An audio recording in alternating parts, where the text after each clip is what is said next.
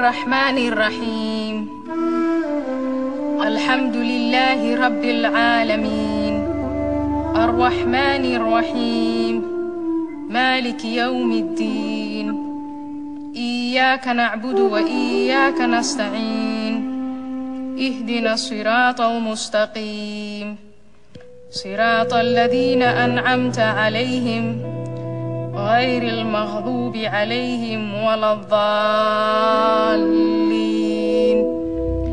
آمين.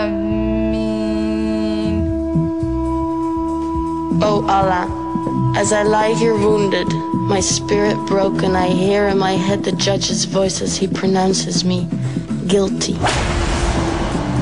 The sentence I have to serve is in your words. The woman and the man guilty of adultery or fornication, flog each of them with 100 stripes. Let no compassion move you in their case, in a matter prescribed by Allah. If ye believe in Allah and the last day, and let a party of the believers witness their punishment.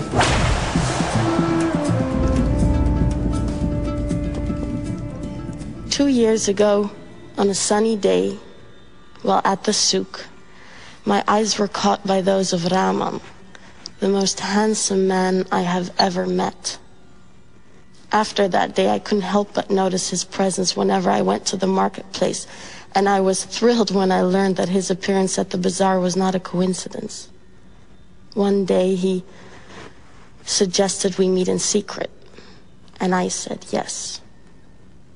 And as the months went by, our relationship deepened. What is more, out of our love, a new life started to grow. Our happiness did not go unnoticed, and before long, envious eyes gave way to malicious tongues. Let's ignore these people, Rahman and I said to each other, and trust in Allah's mercy.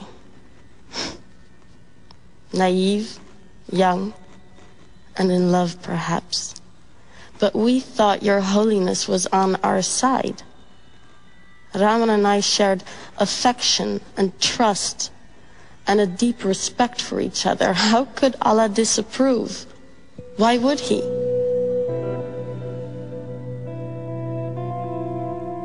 When I was 16, my father broke the news to me in the kitchen. You are going to marry Aziz, he said. He's from a virtuous family and will take good care of you. My wedding day was more of a celebration of my family than of mine. Once in my marital home, my husband approached me. Ever since, I recoil from his touch. I am repulsed by his smell, even if he has just had a bath. Yet, O Allah, I obey his command sanctioned by your words. And I let him take me because each time I push him away, he quotes you. They ask thee concerning women's courses. Say, they are a hurt and a pollution. So keep away from women in their courses and do not approach them until they are clean. But when they have purified themselves, ye may approach them in any manner, time, or place ordained for you by Allah. For Allah loves those who turn to him constantly, and he loves those who keep themselves pure and clean.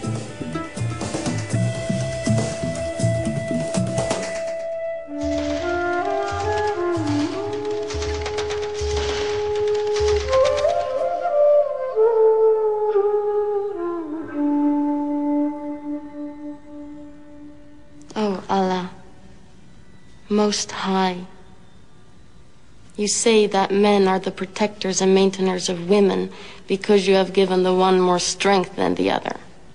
I feel at least once a week the strength of my husband's fist on my face.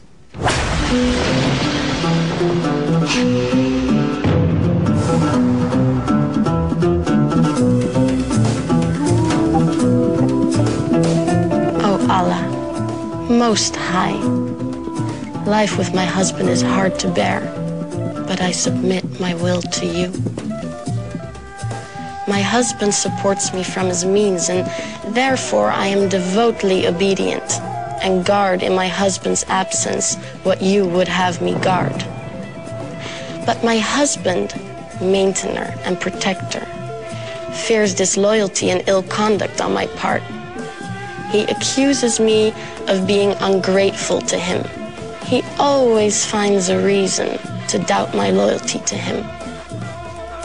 And after a series of threats and warnings, he starts to beat me.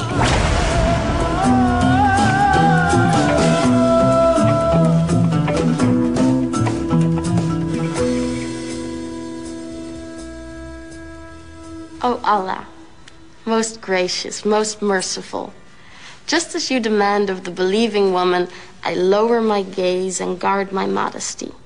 I never display my beauty in ornaments, not even my face or hands. I never strike with my feet in order to draw attention to my hidden ornaments, not even at parties. I never go out of the house unless it is absolutely necessary, and then only with my father's permission. When I do go out, I draw my veil over my bosom, as you wish. Once in a while, I sin. I fantasize about feeling the wind through my hair or the sun on my skin, perhaps on the beach. And I daydream about an extended journey through the world, imagining all the places and peoples out there. Of course, I shall never see these places or meet many people because it is so important for me to guard my modesty in order to please you, O Allah. So, I cheerfully do as you say and cover my body from head to toe, except while I'm in the house with family members only. Generally, I'm really happy with my life. However, things have changed since my father's brother, Hakim, is staying with us. He waits till I'm at home alone and comes to my room and he orders me to do things to him, to touch him in places most intimate. So since he's with us, I took to the habit of wearing the veil inside in order to deter him. That doesn't stop him, though. Twice now, he unveiled me, ripped my inner garments, and raped me. And when I told my mother, she said she would take it up with my father, but my father ordered her and me not to question his brother's honor. I experience pain each time my uncle comes to see me. I feel caged like an animal waiting for slaughter, and I'm filled with guilt and shame, and I feel abandoned, yet surrounded by family and friends. Oh, Allah. Hakim is gone now that he knows that I'm pregnant.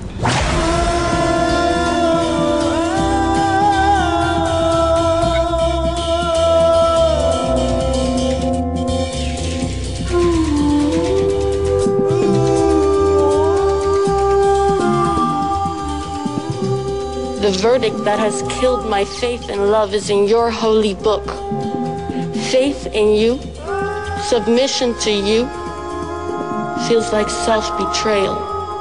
Oh Allah, giver and taker of life, you admonish all who believe to turn towards you in order to attain bliss. I have done nothing my whole life but turn to you. And now that I pray for salvation under my veil, you remain silent, like the grave I long for. Assalamu alaikum wa rahmatullah. Assalamu alaikum wa rahmatullah.